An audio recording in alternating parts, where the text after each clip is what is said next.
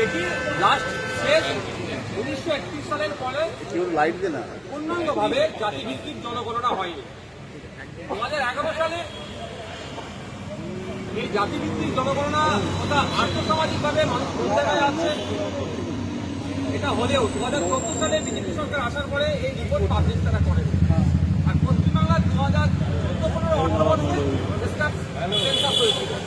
বর্তমান সময়ে পশ্চিমবাংলার এবং দেশের ক্ষেত্রে জাতিভিত্তিক জনগণনা অত্যন্ত জরুরি বলে মনে করেছে। সেই জন্য পশ্চিমবাংলা সরকারের ভারপ্রাপ্ত মন্ত্রী মহাশয়ের কাছে আমি উল্লেখ করবে তাকে আবেদন রেখেছি যে অবিলম্বে জাতিভিত্তিক জনগণনা করা হবে। এই জাতিভিত্তিক জনগণনা করতে গিয়ে আমরা না করার ফলে আমরা যেটা দেখছি, জনজাতি উপজাতি থেকে শুরু করে অনগ্রসর হিন্দু এবং সংখ্যালঘু মুসলিমদের অর্থনৈতিক অবস্থান কোন জায়গায় আছে, তারা আর্থসামাজিকভাবে কোন জায়গায় আছে, চাকরির ক্ষেত্রে তারা কোন জায়গাতে আছে, বিভিন্ন স্তরে তারা কোন জায়গাতে আছে, তাদের লাইফ স্টাইলটা কোন জায়গায় দাঁড়িয়েছে সেটা সঠিক মূল্যায়ন করতে পারছি না। মন্ডল কমিশন 1980 সালের এবং সাচার কমিশনের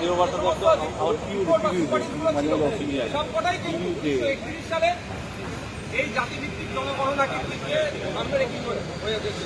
প্রায় 100 বছর হয়ে হতে চলেছে, এখনো যদি জাতিভিত্তিক জনগণনা না হয় পশ্চিমবাংলা সহ দেশের মানুষ কোন পর্যায়ে আছে আমরা জানতে পারছি না।